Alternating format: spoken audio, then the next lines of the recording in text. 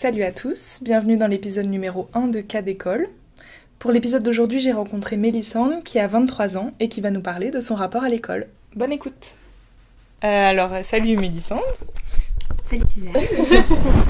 Merci d'avoir accepté mon invitation sur ce podcast.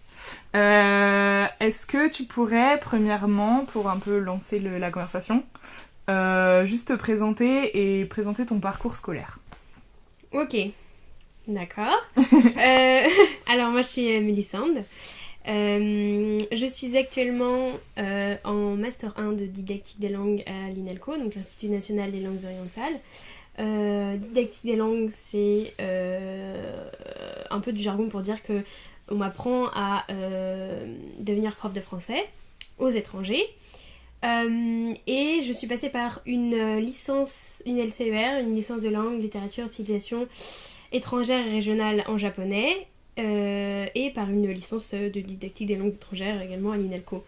Et avant ça, j'ai fait le cursus normal de base de l'école française, donc maternelle, primaire, collège, lycée. Voilà.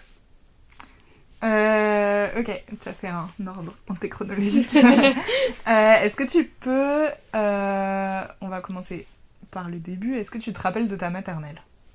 Oui. Qu'est-ce que tu te rappelles de ta maternelle? En fait, c'est bizarre parce que... je vais y revenir à maintenant en fait. Mais, comme j'ai envie de devenir professeur ou enseignante, il m'est venu à l'idée de devenir professeur des écoles ou professeur en maternelle. Donc j'y ai repensé il y a pas longtemps en fait. Et pour moi, la maternelle c'était un peu un monde... c'était pas vraiment de l'école en fait. C'était plus... du plus loin que je m'en souvienne, c'était plus des ateliers en fait. Des ateliers que ce soit sur... Disons qu'en fait, la maternelle, la maternelle, c'était bien. Et de passer de la maternelle à l'école primaire, ça a été une fracture. Parce qu'on a fait des choses beaucoup moins pragmatiques et beaucoup plus normées, comme apprendre à lire, à compter, à écrire, etc. Tandis que la maternelle, pour moi, c'était beaucoup plus libre. On faisait des choses en petits groupes, donc ça, c'était cool. On n'avait pas une salle de classe... Enfin, les salles de classe étaient beaucoup moins institutionnalisé avec une estrade, un bureau, des pupitres, etc. Non, en maternelle, on a un petit coin, on a des coins en fait. Il y avait, dans ma classe de maternelle, il y avait des coins. Il y avait le coin BCD, le coin pour la bibliothèque, un coin pour l'éveil, que ce soit genre olfactif, au toucher, etc. ou même à l'ouïe. Il y avait un coin pour la classe où on était tous où il y avait un banc autour du tableau. Et puis c'était comme ça, c'était organisé comme ça par îlot, où il y avait aussi un coin pour les jeux de dinette, etc. Un coin pour l'art, donc la peinture, etc. Et en fait, tout au long de la journée, on passait d'un coin à un autre en fonction de ce qui nous était proposé à faire comme activité avec la professeure, etc. Et pour ça, en fait, je trouve que c'était... du souvenir que j'en ai, qui est assez... qui est plutôt introspectif, puisque du coup, maintenant, je me rends compte que c'était vraiment cool. Mais au moment où j'étais, je savais pas si je me rendais compte de ce que je faisais, mais du souvenir que j'en ai, c'était vraiment... c'était ludique, en fait, et très, très pragmatique, et sans de prise de tête, et beaucoup plus...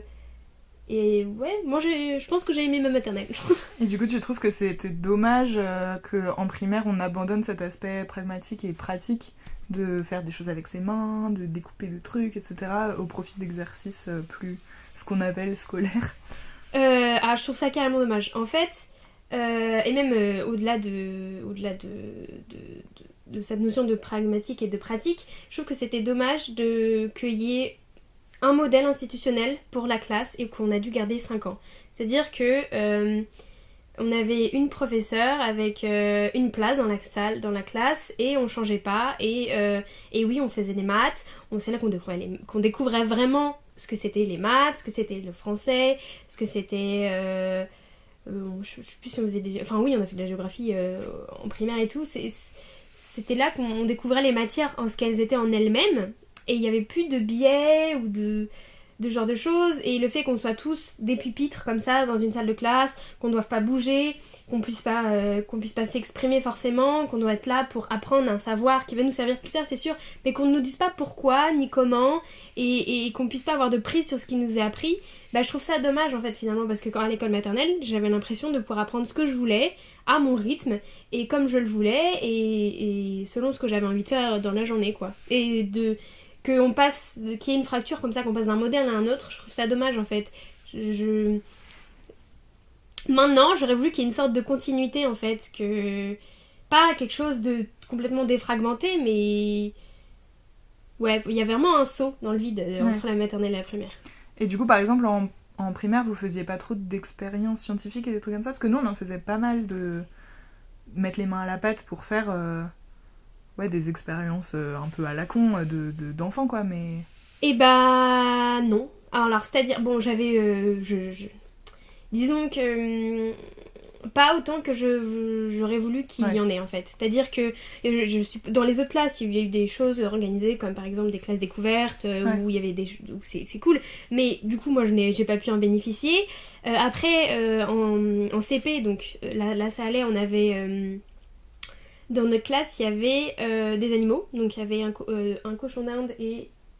Non, 2 cochons d'Inde et un lapin, donc c'était cool, on pouvait leur donner à manger, on avait des petits cours un peu, enfin pas des cours en fait, oui c'était ça qui était plutôt cool, c'est que c'était pas des cours, c'est-à-dire que c'était quelque chose de beaucoup moins institutionnel, où c'était pas, vous savez le lapin il fait ceci, il fait cela, non c'était on va donner à manger au lapin, et en fait voilà, le lapin il est comme ça, comme ci, donc c'était beaucoup moins institutionnel, et oui en fait c'était beaucoup plus cool comme ça, et je pense que on apprend beaucoup plus, enfin selon moi on apprend beaucoup plus quand c'est décloisonné et sorti de son cadre.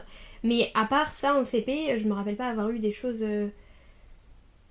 de ce style-là. Après, par exemple, avoir fait des expériences du type scientifique, pas du tout. Du type exploratoire, pas du tout. Du moins en primaire. Donc, ouais, non. Et vous avez pas fait de spectacle de fin d'année? Pas du tout en primaire. En maternelle, oui, c'est vrai, on avait beaucoup ça, mais en primaire, pas du tout. Ok. Et du coup, tu trouves que l'approche des choses de la vie et de voir comment les choses fonctionnent, mais en agissant soi-même, etc. Est-ce que tu penses que ce serait important de le mettre en place, surtout pour les gens, pour que les gens, que les futurs citoyens soient forts dans leur matière ou dans leur futur métier, ou qu'ils arrivent mieux à choisir leur futur métier, ou est-ce que tu penses que ce serait plus important pour le bien-être mental des gens? C'est quoi la priorité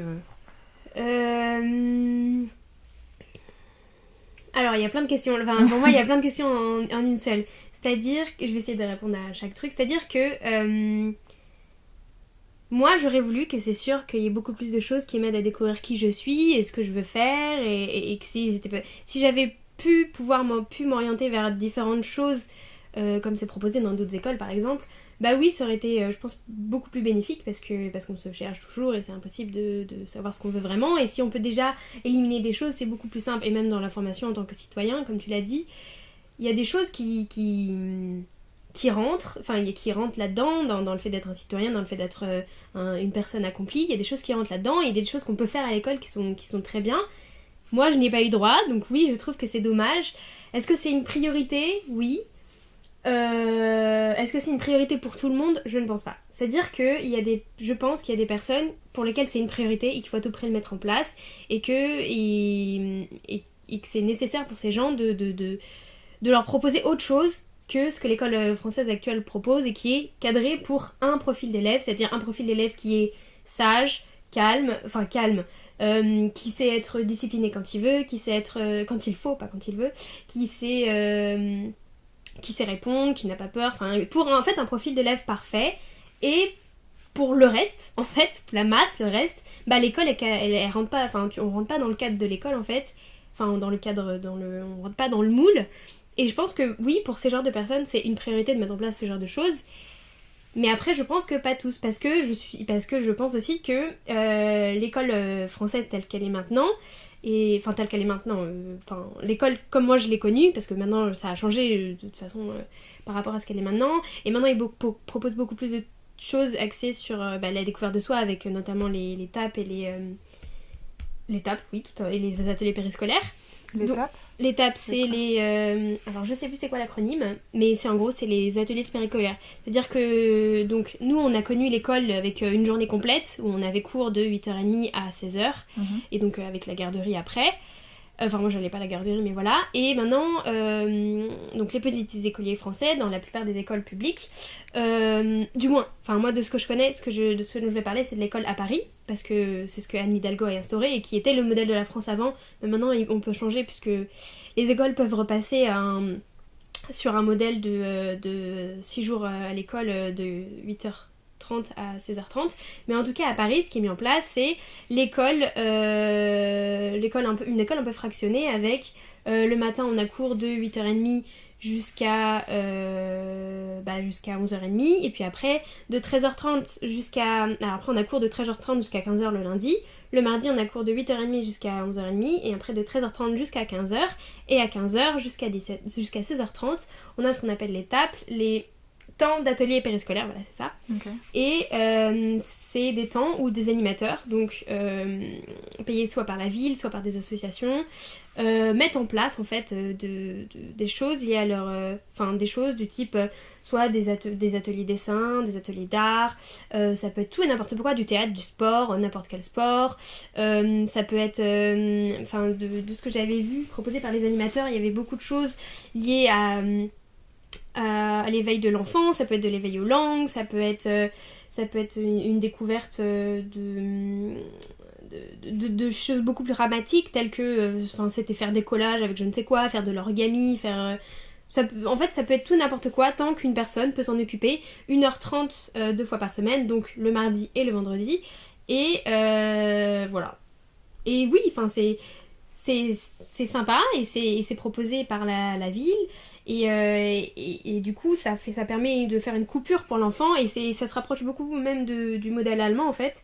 Et moi je trouve ça bien. Bon, moi j'y ai pas eu le droit et je trouve ça bien, mais et je pense que ça dessert beaucoup d'enfants français, mais comme je dis, il y a aussi des personnes qui ont besoin d'une semaine complète de cours, et seulement ça, et pour qui le modèle de base tel que nous on l'a connu avec les 5 jours par semaine de 8h à 16h, c'est ce qu'il y a de mieux, et qu'ils ont pas...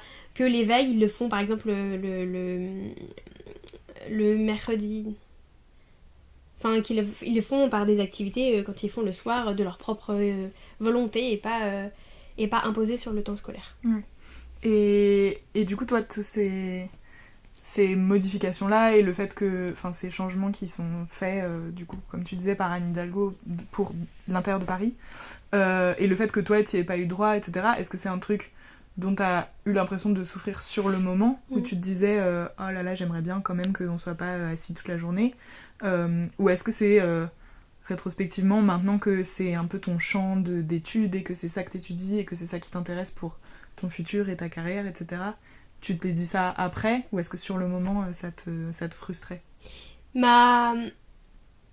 pense que on a tous besoin de se dépenser un moment dans une journée, et que rester toute la journée, surtout pour des enfants assis à écouter, c'est pas facile forcément, même pour la concentration, hein. Même nous en tant qu'adultes on a beaucoup de mal à se concentrer, et pour un enfant c'est d'autant plus c'est encore plus difficile en fait, et surtout pour un enfant aujourd'hui, quoi, avec toutes les choses qui nous distraient, c'est beaucoup plus difficile, quoi, les écrans, etc., c'est beaucoup plus difficile d'avoir une concentration pleine et attentive pendant longtemps, donc pouvoir se faire autre chose en fait que rester en cours et tout, oui, c'est quelque chose qui m'a manqué. Après, mettre en place ce genre de choses dans les écoles ou dans les parcours des élèves, c'est un choix éminemment politique, malheureusement. Et disons que, et que même à Paris, ça va pas rester, quoi, parce que ça coûte beaucoup d'argent à la ville, et que d'un point de vue... ça coûte beaucoup d'argent à la ville de trouver des animateurs pour mettre ça en place, et que c'est très positif dans le sens où pour les enfants qui n'ont pas accès forcément, que les parents mettent à l'école par comment on dit déjà, parce que c'est pratique en fait, parce que comme ça au moins ils n'ont pas à prendre une nounou, etc. pouvoir proposer à des enfants du sport, de l'art, du chant, enfin tout et n'importe quoi, n'importe quel style d'activité, et qu'ils puissent un peu qu'ils puissent un peu je sais pas moi, être eux dans d'autres contextes que celui de l'école, où ils sont tout le temps jugés, où il y a beaucoup d'évaluations, etc. Et c'est peut-être mieux en fait, parce que dans ce genre d'atelier, ils ont aussi le choix de ne rien faire en fait. Il y a une pédagogie qui veut que ne rien faire, c'est déjà faire quelque chose, et si l'enfant a décidé de ne rien faire, c'est son choix et qu'il a le droit de ne rien faire. Et à l'école, on peut pas faire ça en fait. Enfin, à l'école. Donc en classe, on peut pas faire ça. Donc je trouve que dans ce sens-là, il y a plein de choses bien, plein de choses positives, mais je trouve que pour des enfants, comme je l'ai dit, qui n'ont pas accès à ce genre d'activité, c'est parfait quoi, parce que ils peuvent faire autre chose que juste l'école et la maison. Mais après, il y a des enfants qui n'en ont pas besoin parce qu'ils ont déjà ce panel d'activités auxquelles ils peuvent avoir accès sans passer par l'école. Donc oui, en soi pour eux c'est pas forcément... Enfin si, c'est bénéfique de toute façon, mais c'est pas nécessaire. Et pour en revenir à moi, oui, je pense que moi j'aurais bien aimé qu'il y ait ça. Parce que j'adore faire des choses, de 1, et... T'as eu toi-même des activités extrascolaires du coup ou pas? Et oui, mais je regrette de n'en pas avoir fait assez, et quand on est enfant, on sait pas où on va en fait. J'ai fait peut-être 6 mois de dessin, et j'ai arrêté par pur... je ne sais plus pourquoi, et par pur juste parce que j'étais grognon et j'étais chiante, et je me suis dit ah bah tiens, j'ai plus envie d'y aller, j'aime plus la prof quoi. Okay. Et franchement j'ai fait juste 6 mois de dessin dans ma vie, et je suis dégoûtée parce que j'aurais voulu en faire beaucoup plus longtemps. Pareil pour le sport, j'aurais voulu faire, j'ai pas eu l'occasion de faire du sport et tout, j'aurais voulu en faire, j'ai fait du théâtre que très tardivement, j'aurais voulu en faire beaucoup plus tôt, découvrir beaucoup plus de choses, etc.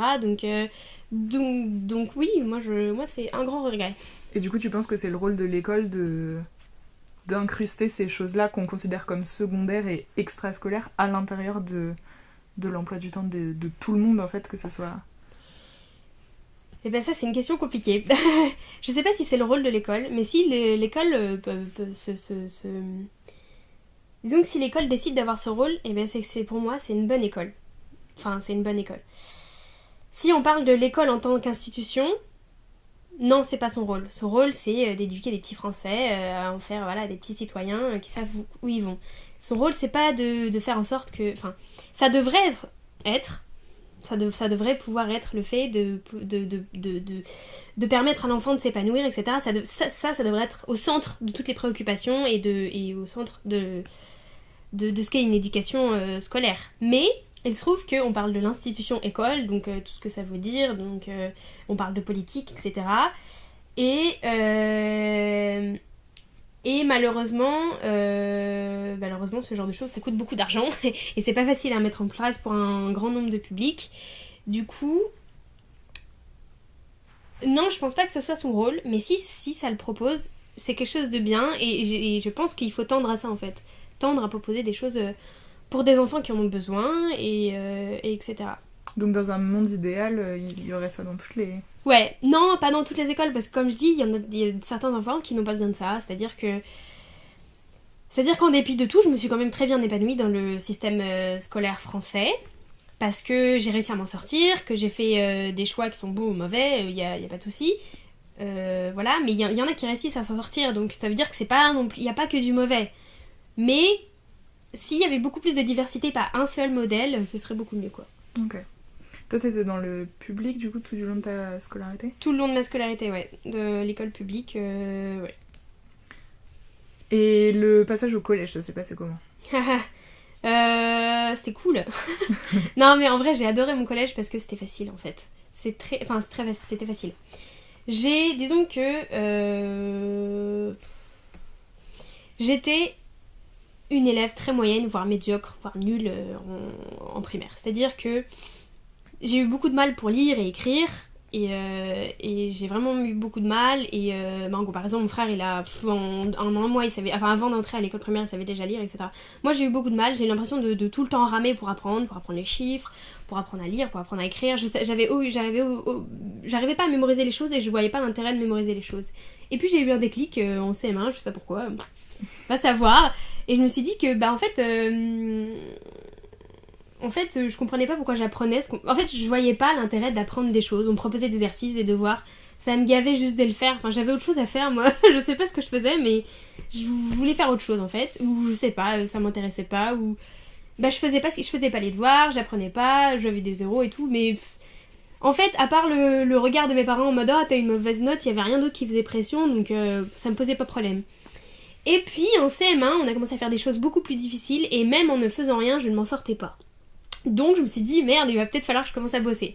Et en fait je me suis rendu compte que j'adorais ça. Étudier, travailler, faire en sorte d'apprendre des choses qui me servent et que je puisse réutiliser et tout. En fait j'aime ça en fait. C'est pour ça que je continue des études actuellement et que je suis concernée par le fait de transmettre, de proposer aux diverses manière d'apprendre aux personnes ou même ce genre de choses. Je suis concernée par ça parce que moi j'aime ça en fait, j'aime apprendre et j'aime découvrir des choses, etc.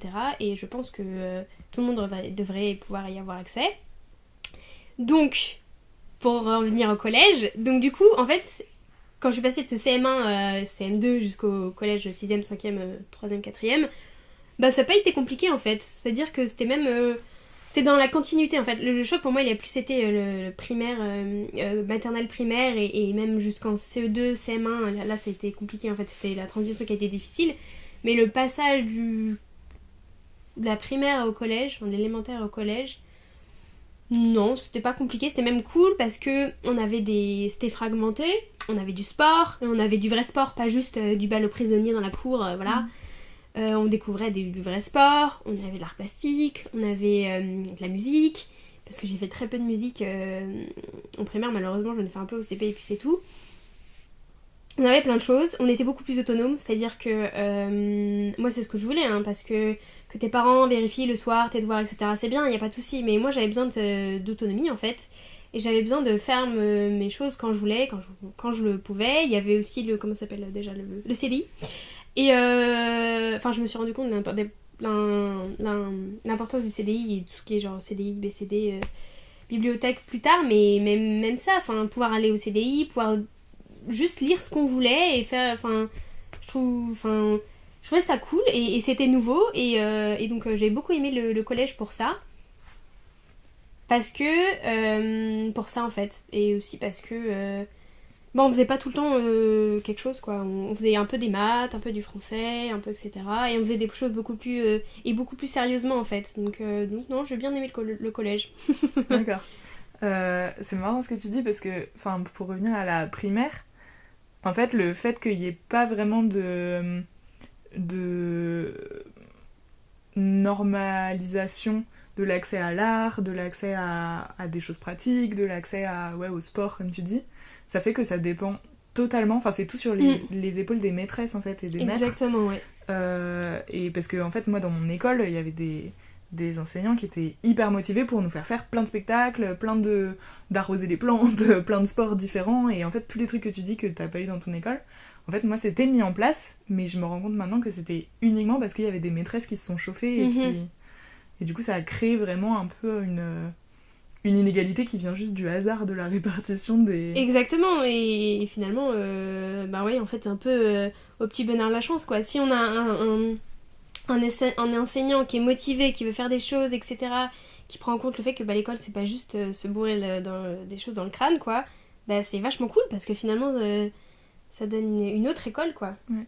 Et du coup au collège tu disais que c'était plus facile pour toi parce que tu t'étais rendu compte que t'aimais bien travailler. T'as l'impression que t'étais quel type d'élève, que les profs ils te percevaient comment en tant qu'élève? C'est compliqué parce que je voulais être une bonne élève et c'est ce que je pense que j'étais, mais les profs voyaient clair dans mon jeu, ils voyaient que j'étais juste non mais en vrai sérieusement sur mes bulletins il y a marqué très bonne élève, j'avais comment on appelle ça, les compliments ou les félicitations, j'avais les compliments tout le temps, les félicitations tout le temps, mais dans les commentaires il n'y avait pas juste très bon élève, il y avait bavarde beaucoup, est un peu dissipé, etc. Ouais. Parce que, je travaille, je fais ce qu'il faut, je fais les minimums syndicales, il n'y a pas de souci, non, je suis intéressée, je suis volontaire, mais je reste quand même une chippie, quoi, donc je pouvais pas non plus les berner, quoi, j'étais pas la bonne élève selon le cliché que c'est, qui fait tout comme il faut, etc. Genre, j'avais mes petits problèmes, notamment en maths, pas en sciences, bizarrement. Mais j'avais j'avais des petits problèmes de discipline, donc je n'étais pas une bonne élève dans le sens parfaite dans tout, partout, quoi. Mais je m'en suis très bien sortie. Très bien sortie, ouais. Et du coup, t'as l'impression que le cliché de la bonne élève parfaite, ça inclut le fait de... Enfin, le calme et le fait d'être satisfaite de pas trop bouger, d'être assis pendant 1 heure sur une chaise sans forcément être actif. Et que du coup, toi, t'étais un peu trop hyperactif pour correspondre à ce cliché-là. Et bah, disons, je dirais que moi, ça dépend de ce que veut l'enseignant, en fait. Si l'enseignant, il veut sur un papier juste une bonne note, alors moi, j'étais une bonne élève, voilà. Mais si l'enseignant, il part du principe que être une bonne élève, ça fait partie, c'est avoir un comportement de vie de classe cohérent, qui participe, qui n'est pas trop indiscipliné, qui bavarde pas trop, qui se dit, qui cela, et bah si pour lui il y a juste les notes qui comptent, alors oui, j'étais une bonne élève. S'il y a autre chose qui compte, et bah alors non, j'étais pas forcément une bonne élève, j'étais quelqu'un qui est là pour parfaire son cursus scolaire, quoi. Mais en fait cette appellation bon ou mauvais élève, elle est un peu bizarre, quoi, parce que dans notre école française, on est obligé de mettre des notes et qu'il n'y a pas d'évaluation formative ou ce genre de choses.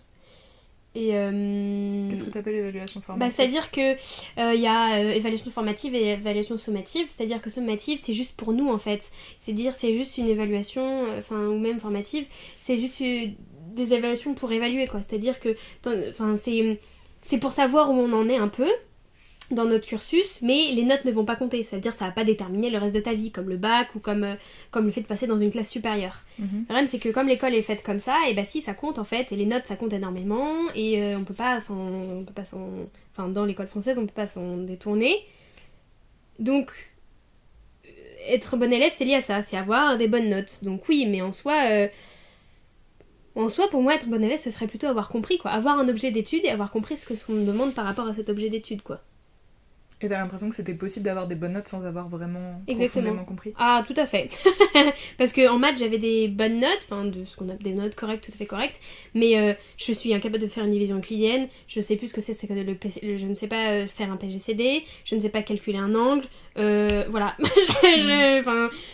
J'ai fait des maths selon ce qu'on m'a demandé, des exercices et des contrôles, c'est-à-dire qu'il fallait avoir une bonne note à tel contrôle tel jour, et ben j'ai plus ou moins réussi, mais après il fallait pas me demander ce qu'il fallait faire et j'ai jamais vraiment compris ce que je faisais, quoi. C'est la vue de toute une vie, là. Mais du coup, ça se passait quand même globalement bien. Ah oui, non, ça s'est très très bien passé. C'est pour ça que moi je l'ai bien vécu, mais après, ouais. Et c'est pendant tes années de collège que t'as testé un peu quelques activités en dehors ? Ou c'était avant ou après ? Pendant mes années collège, oui, quelques activités. Disons que j'ai eu la chance de faire 6 mois de dessin quand j'étais en CP. Et puis après j'ai fait de la poterie et ça j'ai adoré pendant 3 ans, pareil en primaire, du CM1 jusqu'au CM2. Après j'ai arrêté.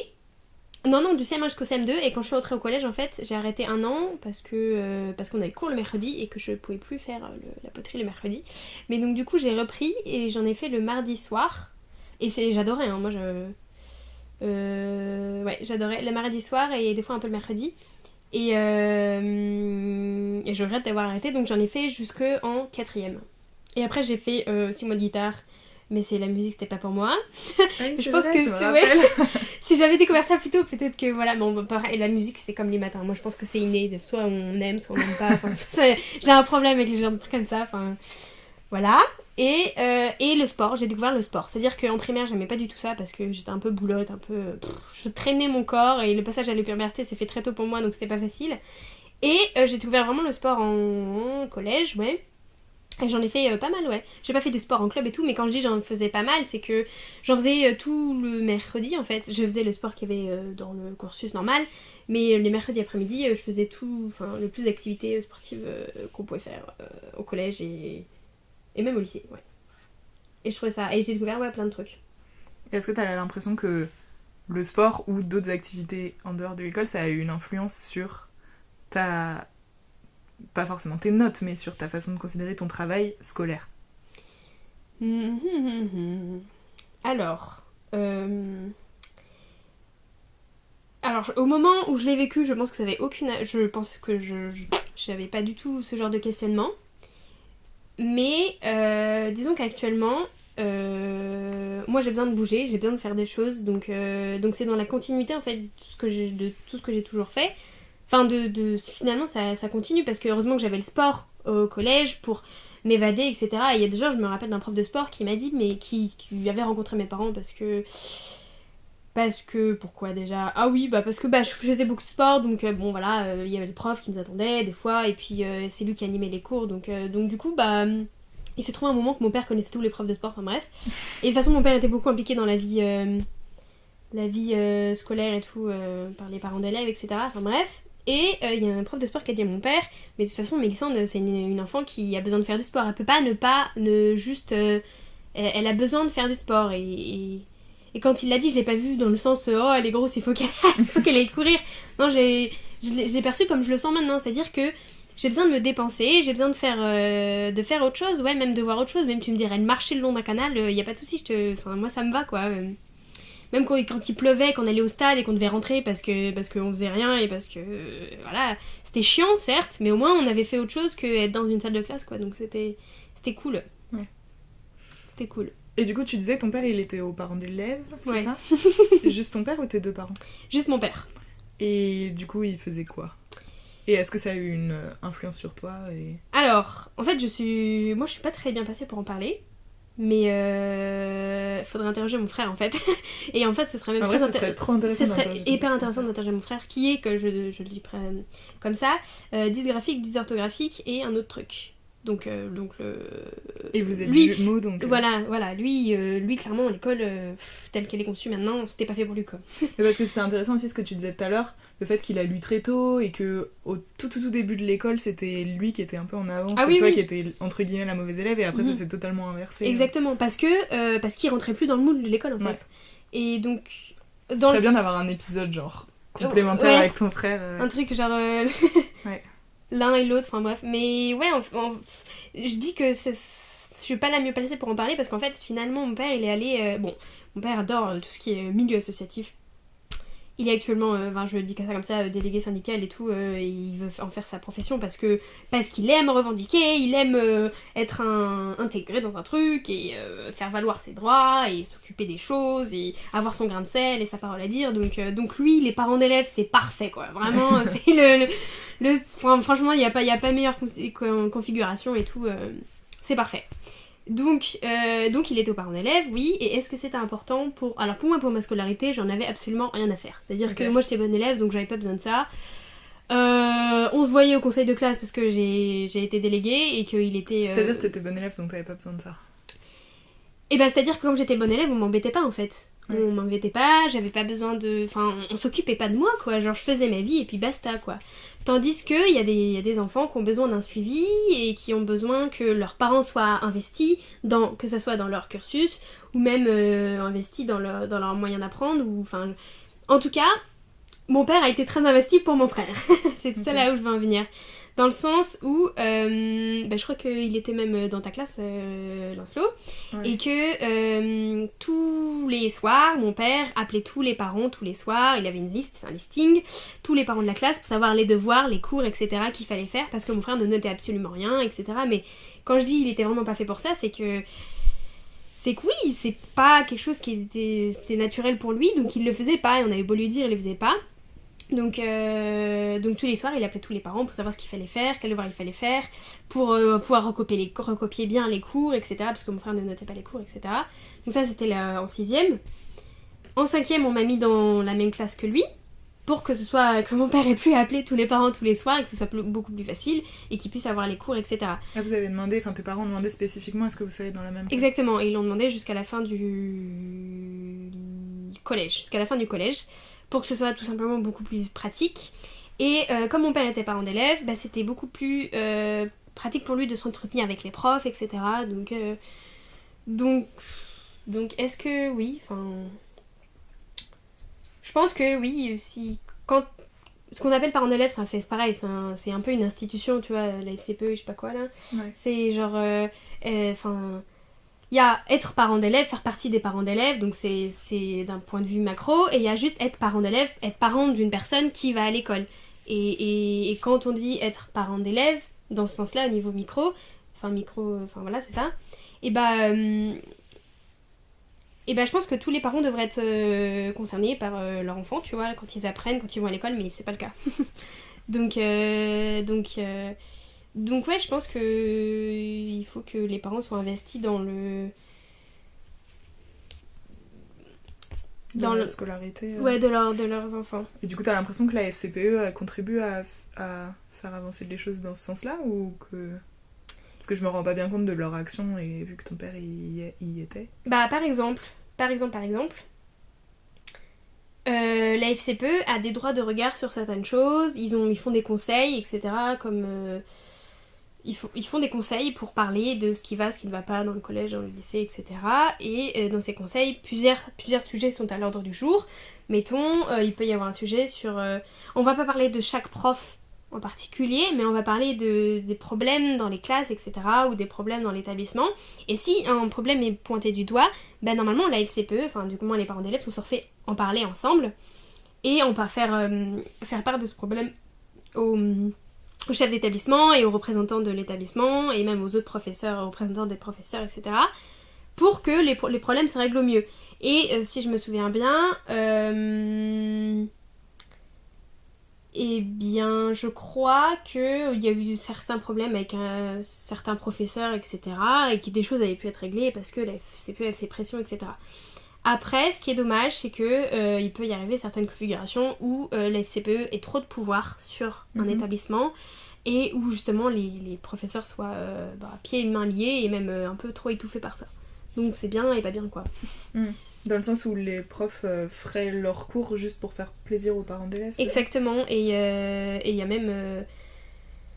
je sais pas si c'est bien d'en parler là, mais du moins à la mairie de Paris, il y a certains directeurs d'école qui ont beaucoup de problèmes avec certains enseignants, parce que certains enseignants sont très proches de certains parents qui sont très proches de milieux politiques, et donc c'est impossible de... au bout d'un moment, dès que la politique rentre en compte, tu peux plus rien mettre en place, tu peux plus rien faire, et par exemple, même pour aider un enfant, des fois ça peut bloquer, quoi. Et du coup, tu parles de la mairie de Paris parce que toi, tu... Je parle de la mairie de Paris parce que je dépends de la direction des affaires scolaires de la mairie de Paris et plus précisément de la circonscription des affaires scolaires. Donc le pôle qui s'occupe... Tu veux dire dans un cadre de stage ou... Dans le cadre de mon job étudiant pour me nourrir. D'accord. Mais du coup, je vois tout ça en fait. Je vois tout... Je vois tout d'un point de vue extérieur parce que je suis pas en lien avec les enseignants, pas du tout avec les enseignants. Mais déjà j'ai été animatrice, donc j'ai pu voir ce qui se passait dans les écoles, etc.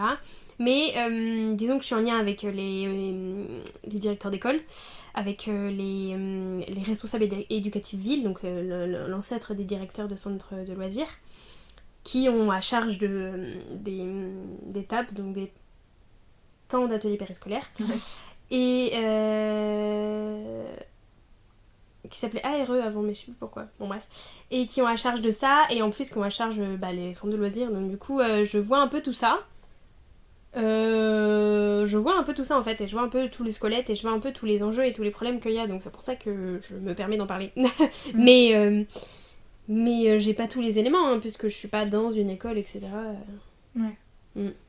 Mais du coup, ça contribue à forger un peu ta représentation de l'institution scolaire comme elle existe aujourd'hui et de même politiquement, de comment ça devrait être par rapport à comment c'est maintenant. Oui, carrément. Et du coup, toi, pour revenir à ton parcours d'élève, est-ce que tu as fait des voyages scolaires au collège ? J'en ai fait un, du coup, in extremis, du coup, parce que c'était en dernière année. Et oui, non, mais c'était oh, j'avais oublié. ouais, non, c'était carrément bien, j'ai adoré. Oh là là. Et je pense que c'est des trucs à mettre en place tout le temps. Et j'en ai même au lycée, j'ai fait toutes les années que je pouvais, hein. Mais non, c'était super, oui. Donc j'ai fait des voyages scolaires. Un au collège. J'aurais pu en faire plus, mais il se trouve que pareil, ironie du sort, je suis tombée les mauvaises années. Parce que devait y avoir quand on était en 6ème ou en 5ème, devait y avoir un voyage en Italie ou en Grèce, je pense, pour les élèves qui faisaient latin, et on est passé à la trappe, quoi. Ok. Et au lycée, oui, t'en as fait d'autres ? Oui, j'en ai fait en première et en terminale, ouais. Et le lycée, généralement, ça se passait comment ? Oh là. Oh, c'était compliqué. En général, les questions qui sont soulevées principalement au lycée, c'est déjà le choix de filière. Donc je sais que ça a été une grosse question pour toi. Ouais. Et la préparation du bac. Ouais, mais même en dehors de ça, même le passage du collège au lycée, de la 3ème en seconde, c'est pas facile, hein. Vraiment, le niveau est... c'est autre chose, en fait. C'est même pas une question de niveau difficile, c'est qu'on nous demande complètement autre chose de ce qu'on faisait, que ce soit même en français. Alors que j'adorais le français et que j'adorais ce que je faisais, j'ai découvert un autre français, parce qu'on découvre des spécificités du modèle français et de la littérature. On découvre même la littérature, parce qu'avant on lisait des livres, etc. Mais est-ce qu'on savait que c'était de la littérature ? Non, et tout. Donc c'est vraiment... faut apprendre, c'est la mise en place d'une méthodologie et tout, etc. C'est assez compliqué, complexe dans ce sens-là. Et oui, on est face à notre avenir un peu. Et clairement, clairement le lycée c'est ça, on se prépare pour 3 ans pour le bac. On se prépare vraiment qu'en terminale, mais clairement on se prépare 3 ans pour le bac parce qu'il y a toujours des trucs qui nous ramènent à ça. Et des épreuves anticipées aussi. Oui, voilà, exactement. Et puis même, tous les exercices qu'on apprend en seconde, ils nous servent pour le bac, finalement. Donc voilà, on nous apprend à passer le bac pendant 3 ans. Enfin, à réussir notre bac pendant 3 ans. Et en fait, finalement, le bac, il va pas nous servir quand on va rentrer à l'université, quoi. Parce que il faut l'avoir, c'est sûr, mais il faut l'avoir. C'est clair et net, mais clairement, ça nous sert à... Si on l'a pas, c'est compliqué, mais quand on l'a, ouais, ok, on a le bac, quoi. Mais en gros, mais ce qui a vraiment compté, c'est tout ce qu'on a fait pendant l'année, donc c'est un peu ridicule, quoi. Voilà. Du coup, le passage en seconde, tu t'es trouvé un peu submergée par rapport à ce qu'on faisait en 3ème ? Ouais. Complètement. La charge de travail, la dose de travail. On avait beaucoup plus d'heures de cours aussi, hein. Clairement, on avait cours du lundi au samedi. Donc c'était beaucoup plus... Ouais, non, moi c'était assez lourd, c'était assez compliqué en seconde. Après, j'ai adoré la seconde aussi, hein, parce qu'on a eu des petites matières assez sympathiques comme SES, sciences économiques et sociales. Et en soi, en fait, la SES, c'est des sciences humaines, hein, c'est ce que je fais actuellement. Donc, mais c'était vraiment impossible à digérer à ce moment-là, quoi. Et c'est dommage d'ailleurs que... il n'y avait pas eu de philo tout de suite, mais d'ailleurs, je trouve ça dommage. Mais on a eu droit aussi à littérature et société. Littérature et société, pareil, je suis sûre que ça aurait pu être une matière mais passionnante, mais c'est un peu dur à digérer. C'était les enseignements d'exploration. Exactement, qui aidaient à choisir finalement la filière en fait. Ouais. Et je suis sûre que pour certains ça n'a rien aidé du tout, hein, mais parce qu'il fallait choisir ça comme ça à brûle pour point, et qu'on faisait un peu en fonction de ce qu'on voulait, quoi. Mais c'est quelque chose comme une autre, quoi. Mais oui, le passage de la seconde de la 3ème jusqu'à la seconde, ça a été assez compliqué. Et je pense que c'est compliqué pour pas mal de monde quand même, hein, parce que ce qu'on nous demande, c'est beaucoup plus sérieux, qu'on a beaucoup moins de marge de manœuvre, voilà. On est au lycée maintenant, on rigole plus, et puis basta, quoi. Il y a un truc que j'ai remarqué, qu'il y a pas mal de gens qui m'ont dit, et avec lesquels je suis d'accord, de mon expérience, c'est que pour les gens qui ont fait L, le passage de la 3ème à la seconde, c'est vécu comme un gros palier. Ouais. Et que pour les gens qui ont fait S, le passage de la seconde à la première, c'est ça le vrai gros palier, et que rétroactivement, ils se disent que en fait, le passage en seconde, c'était pas... Enfin, qu'en fait, sur le moment même, on le vit pas comme un truc énorme. Et du coup, je sais pas à quoi c'est dû cette différence de de représentation du palier. Enfin, moi, quand j'étais en troisième, je me rappelle des gens qui étaient au lycée à l'époque qui m'ont dit non, mais tu verras, finalement, c'est plus pour la première qu'il faut s'inquiéter parce que c'est ça la vraie grosse différence, c'est seconde première. Et après, ça s'est vérifié, mais parce que j'étais en S et tous les gens en S m'ont dit la même chose. Et tous les gens en L me disaient seconde première ça va, mais troisième seconde c'était horrible. Et je confirme ça en fait, c'est-à-dire que en fait je suis arrivée en L et je faisais ce que j'aimais, donc ça allait en fait, parce que moi c'était un choix pour moi la L, c'était pas quelque chose par défaut.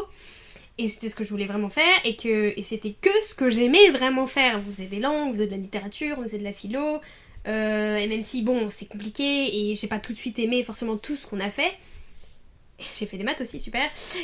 Bon, on avait encore un peu de sciences à ce moment-là, et encore un peu de sciences, oui, de SVT, de sciences physiques. Et même ce qu'on faisait, c'était intéressant parce que c'était toujours un peu axé littéraire et tout. Donc c'était quand même intéressant. Et en fait, la seconde, c'était difficile pour ça parce que c'était trop pluridisciplinaire en fait. Et qu'il fallait être bon dans toutes les matières. Tandis que là, j'avais pratiquement que des matières littéraires. Donc je pouvais vraiment m'épanouir dans ce que j'aimais, de ce que je voulais faire. Et je voyais vraiment où je voulais aller. Donc, je dirais pas que c'était facile ou difficile, parce que j'ai dû... Les bonnes notes, c'est pas facile d'en avoir et tout, etc. Et que, par exemple, en sortie de seconde, je savais toujours pas faire un commentaire correctement. Et je pense que je ne sais toujours pas faire un commentaire correctement, parce que moi, je suis prodi, certes. Mais en soi, j'ai fait ce que... En soi, c'était moins compliqué que le passage, de la seconde à la... De la troisième à la seconde. Ouais, de la troisième à la seconde. Parce que je faisais ce que j'aimais et ce que j'avais envie de faire. Et que ce que j'aimais, ça me saoulait pas de le faire et tout, etc. Parce que quand on fait ce qu'on aime... Enfin, clairement, quand tu passes en L, il faut lire des livres. Et clairement, je lisais beaucoup de livres et c'est ce que j'aime faire. Donc pour moi, c'était même pas un travail. Donc c'était tranquille, quoi. C'était ce que... je pense que c'était ce que je voulais faire et ce que j'ai envie de faire, donc c'était tranquille. En fait, je viens d'y penser, mais t'es la deuxième L du coup avec qui je fais ça. Et il y a un peu cette idée que vraiment aller en L pour la plupart des gens qui le font, il faut que ce soit vraiment une passion parce que c'est la filière qui est un peu regardée comme la sous-filière et que du coup les gens qui vont, il faut vraiment qu'ils assument à fond que c'est parce que c'est leur passion, quoi.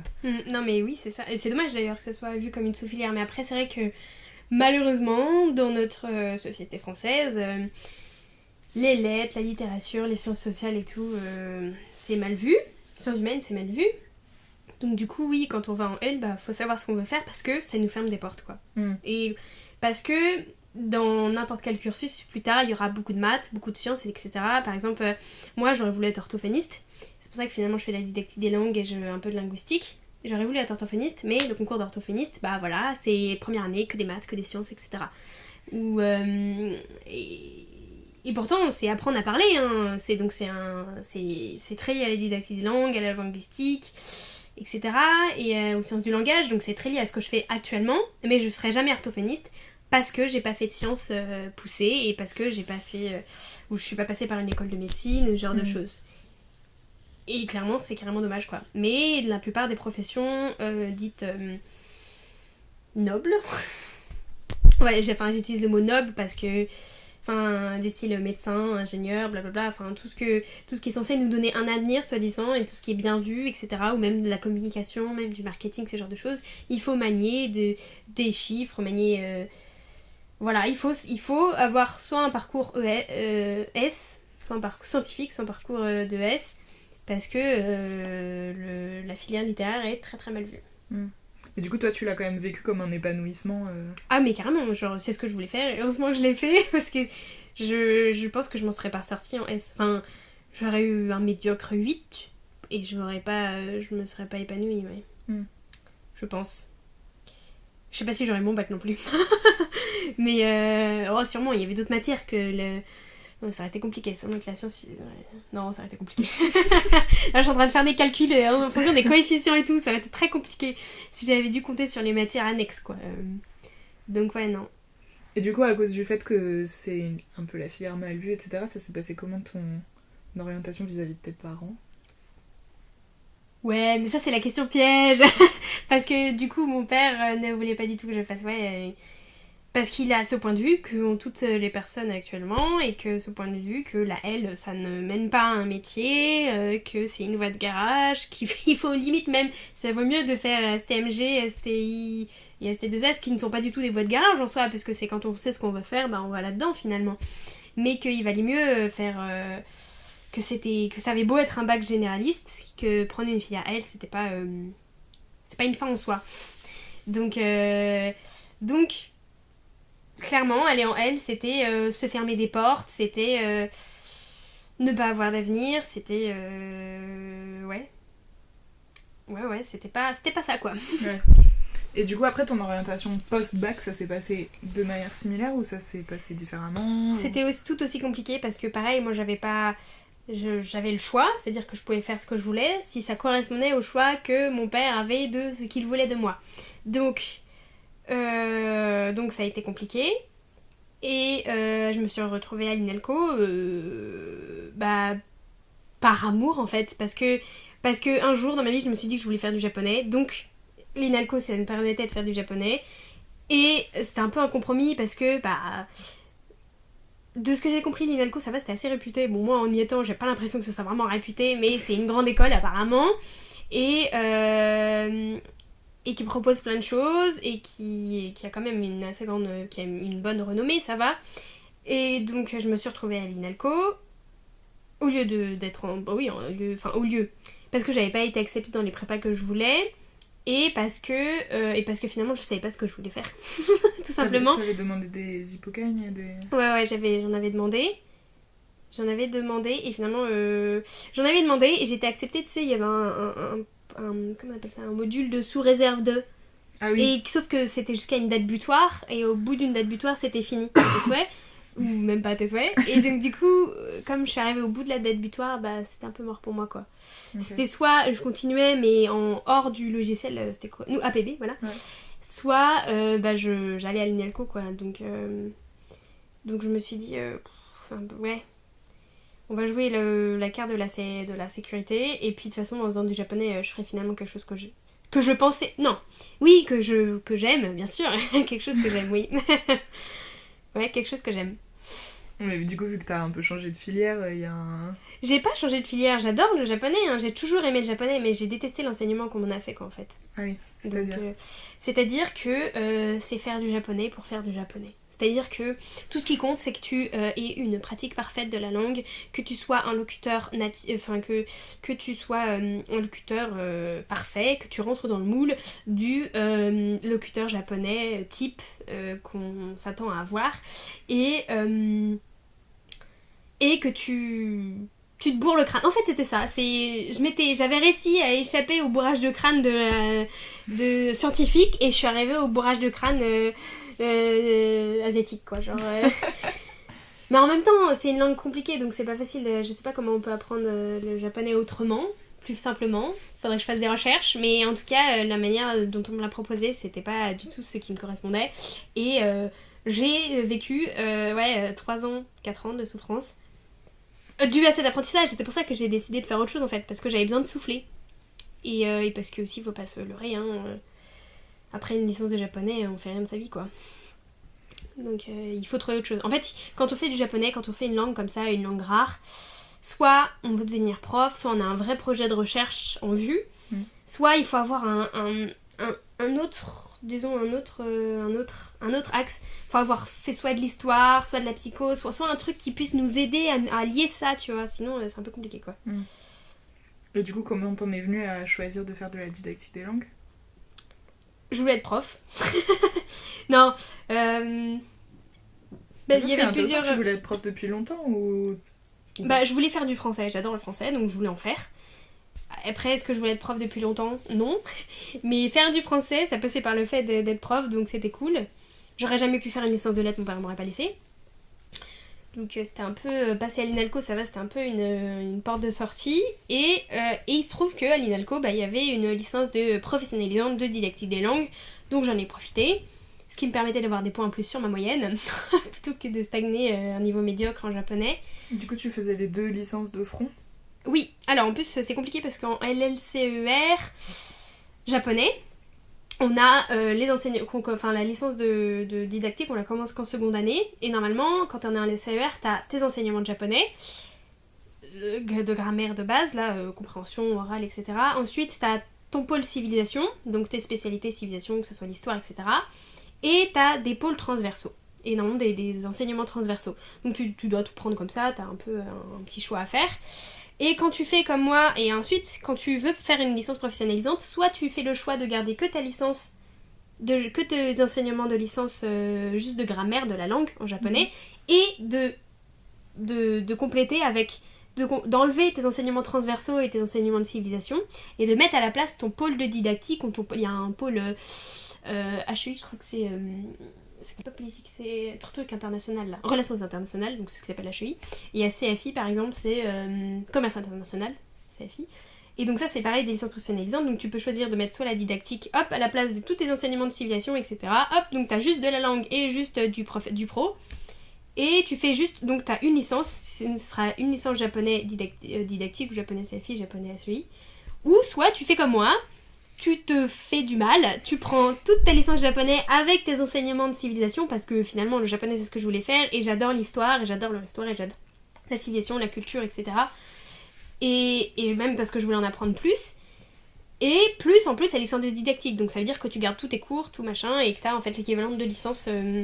non, une licence et demie, voilà, en une quoi, mais ouais. C'est un choix. Et du coup, ton master de didactique des langues, il est aussi... Non, il est à la Sorbonne. Alors, mais mon master didactique des langues, c'est un master cohabilité par trois universités. L'INALCO, Paris 3 et Paris 5. Donc, Paris 3, Sorbonne Noël et Paris 5, Descartes. Okay. J'ai choisi cette année de prendre des cours à Paris 3 parce qu'ils ont un très très gros master en fait de la didactique des langues, c'est très important. Enfin, ils ont plus de 100 étudiants, je crois. Nous, on est 14, donc clairement, on fait pas le poids. Et on n'a pas très peu d'enseignements, nous, c'est-à-dire qu'on a très peu d'enseignements purs de didactique et de linguistique, tandis qu'ils ont beaucoup de professionnels, beaucoup de chercheurs, beaucoup de gens qui ont écrit des bouquins qui sont... Enfin, même moi, j'ai des profs, je me dis, mais putain, mais j'ai lu son bouquin il y a 2 ans et tout, et il dit des trucs de fou, et voilà. Enfin, j'ai des profs. C'est des profs de Paris 3, du coup, et j'ai décidé de prendre des profs des cours à Paris 3 pour ça, en fait, parce que c'était beaucoup plus complet, beaucoup plus intéressant, parce que finalement, à l'INALCO, bah, c'est cool, on est là, on a le regard ouvert et tout, mais on a un peu des cours, on se demande ce qu'on fait là, quoi. Même si c'est des cours tout à fait intéressants, mais dans un parcours de didactique, où on s'attendrait à avoir de la sociolinguistique, de l'analyse du discours, des trucs beaucoup plus cadrés, bah on a des cours très intéressants, ça dit en passant, hein, par exemple sur le multilinguisme en Asie du Sud, sur l'oralité en Afrique, sur le cinéma égyptien, sur le cinéma d'Afrique noire, et c'est très intéressant, il n'y a pas de souci, mais on se demande un peu, enfin ça nous offre une ouverture d'esprit immense, tu vois, c'est un parcours hyper riche, mais du coup nous on pêche en didactique, en linguistique, on pêche en phonétique, on pêche beaucoup là-dessus, quoi. D'accord. Donc c'est pour ça que j'ai pris des trucs à Paris 3. Mais on peut prendre des cours un peu partout, hein. Surtout nous à l'INALCO, comme on est que 14, on n'a pas beaucoup de profs, on a le droit de un peu switcher partout. D'accord. Et là du coup t'es en M1, tout ça? Ouais. Tu fais un mémoire cette année sur... Oui, je fais un mémoire, mais c'est compliqué. C'est très compliqué parce que du coup je fais un mémoire parce que on devait faire un stage de 50 heures ou plus d'enseignement, et en fait c'est un mémoire rapport de stage mais à orientation recherche, c'est à dire que c'est pas un rapport de stage, on appelle ça c'est un mémoire de rapport de stage, mais on va parler de ce qu'on a fait en classe avec une problématique de recherche. Ok. Voilà, donc c'est sur ça mon mémoire, voilà.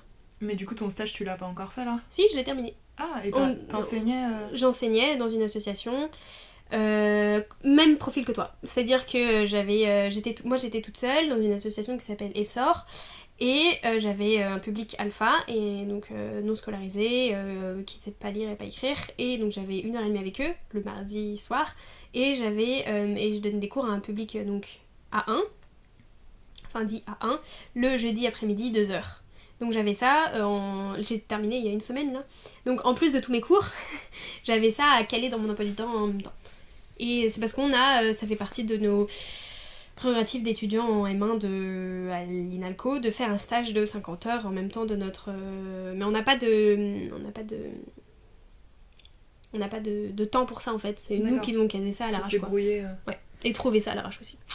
Et du coup, depuis quand est-ce que tu te rappelles le moment où t'as commencé à te dire moi je pourrais être prof? Alors, moi, je suis passée par plusieurs trucs. Moi, je pourrais être prof, c'est que cette année en fait. Parce que j'ai dû être prof, donc oui, moi je pourrais être prof.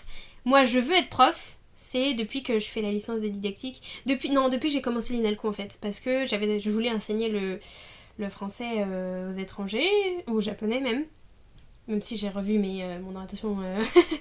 Voilà, mais ouais, depuis l'INALCO. Ouais, depuis que je suis entrée à l'INALCO, ouais.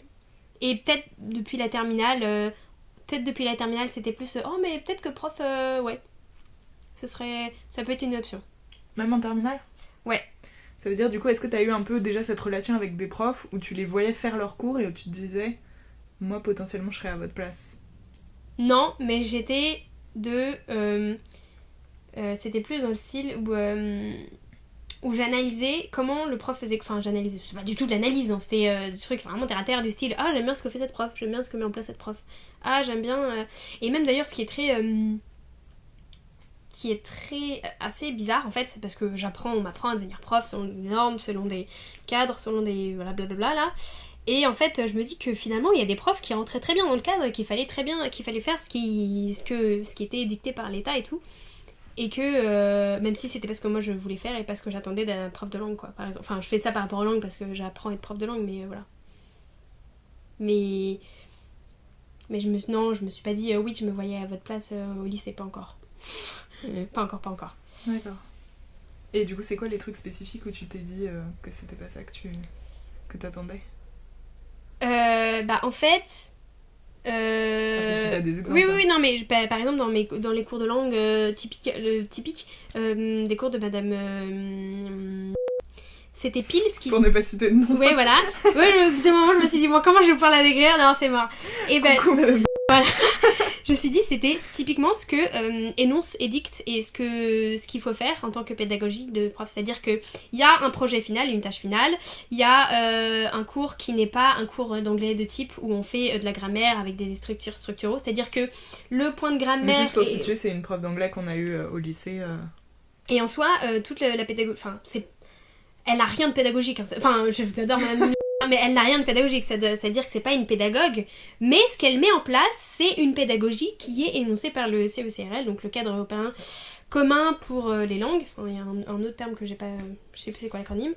Et tout ça, c'est-à-dire qu'il y a une pédagogie de projet, une tâche finale, qui n'est pas une tâche juste de production écrite ou orale, c'est une tâche qui demande beaucoup de choses, c'est-à-dire c'est par exemple publier un article, nanana et tout, ça demande pas juste de faire une production écrite ou orale en langue, ça demande aussi d'avoir des objectifs pragmatiques et des choses qui sont beaucoup plus liées à un truc au-delà de juste du thème de la langue en fait, et on abordait la langue plus où on fait des exercices etc, ou de la traduction comme j'en ai fait beaucoup à l'INALCO, ou du thème. Non, on passe par l'appropriation et l'acquisition de la langue par d'autres moyens, c'est-à-dire qu'on va étudier un thème, on va étudier Enfin, c'est ce qu'on nous demande maintenant, nous, en tant que prof de français. On demande à ce que dans chaque séance, on fasse pas juste de la compréhension orale ou pas juste de la production orale ou tout, qu'il y ait les 4 compétences réunies et que dans chaque compétence, on puisse avoir des objectifs pragmatiques, des objectifs grammaticaux, enfin on appelle ça grammaticaux, mais c'est tout ce qui est lié à la morphosyntaxe, la conjugaison, la grammaire, etc. et des objectifs linguistiques. Donc, en plus que tout ça soit lié et que ça fasse un cours en fait.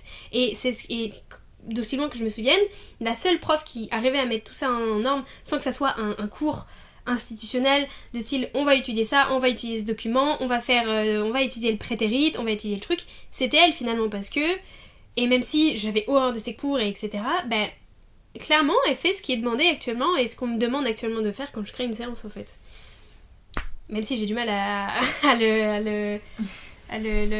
franchement ouais, c'est... Et je pensais pas, quand j'étais élève, je me dis mais c'est quoi cette prof en carton quoi, genre, j'en peux plus, j'en ai marre, genre c'est ça être prof de langue et tout, et je me rends compte non, c'est ce qu'on nous demande maintenant quoi, et c'est une pédagogie qui apparemment, enfin c'est la pédagogie et maintenant, c'est communicative actionnelle quoi, l'approche actionnelle et l'approche communicative mêlées entre elles. Mais du coup ça veut dire que toi en tant qu'élève ça te plaisait pas particulièrement, et qu'après tu t'es rendu compte plus tard que c'était ça qu'on demandait, et du coup t'as l'impression que ce qu'on demande aux profs ou aux futurs profs, c'est des choses qui ne sont pas très agréables à vivre en tant qu'élève. C'est plus compliqué que ça. Disons que j'ai eu un gros problème avec madame de et tout le monde a un gros problème avec En vrai, c'est pas si... C'était bizarre parce que, en tant que personne, horrible. Mais en tant que contenu, son cours c'était ce qu'il fallait faire en fait. Et comme c'était très mal amené et que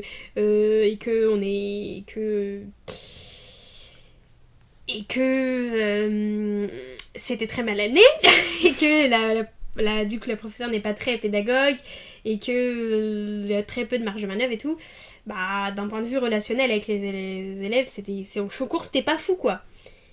Et mais en soi, d'un point de vue de la démarche, du contenu, c'est celle qui s'en rapprochait le plus. Et du coup, t'as l'impression que quand même ça marchait, quoi.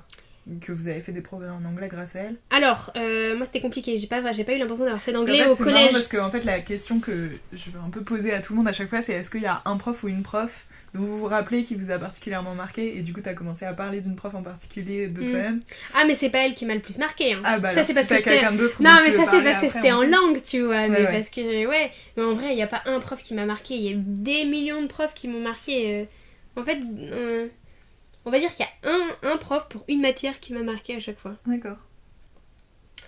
En français, bon voilà, tu sais qui c'est, ou même en latin, ça va, c'est pas difficile. En philo, c'est pareil. C'est pour ça normalement en fait que j'envoie un mail avant, tu vois, pour dire. Il faut en choisir un. Ça, et à chaque fois je dis si tu devais choisir un prof. Horrible. Non mais je peux pas.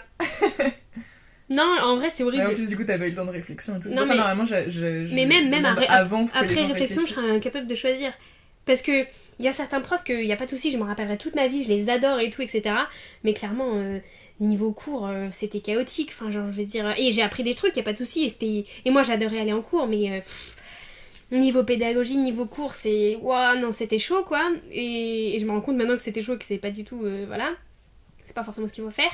Et pourtant, j'ai adoré ces cours, etc. Donc, c'est pour ça que je t'ai dit, il y a des fois, en fonction de l'élève qu'on est, il y a certains cours qui nous vont bien et qui nous vont pas bien. Et choisir un prof, je serais incapable, quoi. Un seul prof. Ah non, horrible. En japonais, si, c'est faisable. Mais encore que non. Parce que chaque prof m'apporte un truc différent, donc non, même là, parce que j'ai eu moins de profs en japonais que j'en ai eu au lycée, c'est pour ça. Ah ouais, non, c'est horrible. Non, en vrai, même si tu me la reposes dans 10 ans, la question, je sais même pas si j'aurai une réponse. Eh bah, on verra, rendez-vous dans 10 ans. Allez, même jour, même heure. On va finir sur ça. Ok. Bah, merci beaucoup, Mélissande, sauf si t'as des trucs à rajouter. Non. Particulièrement. Merci, j'espère que... tu comprends au montage. On verra. Ceci, elle est... Ouais, je sais pas si elle écoutera, mais bref. Eh bien, merci à toi et à bientôt. Et merci à toi d'avoir écouté ce podcast. Tous les épisodes sont disponibles sur YouTube et sur SoundCloud, et toutes les informations sont en barre de description. On se retrouve dans un mois pour le prochain épisode.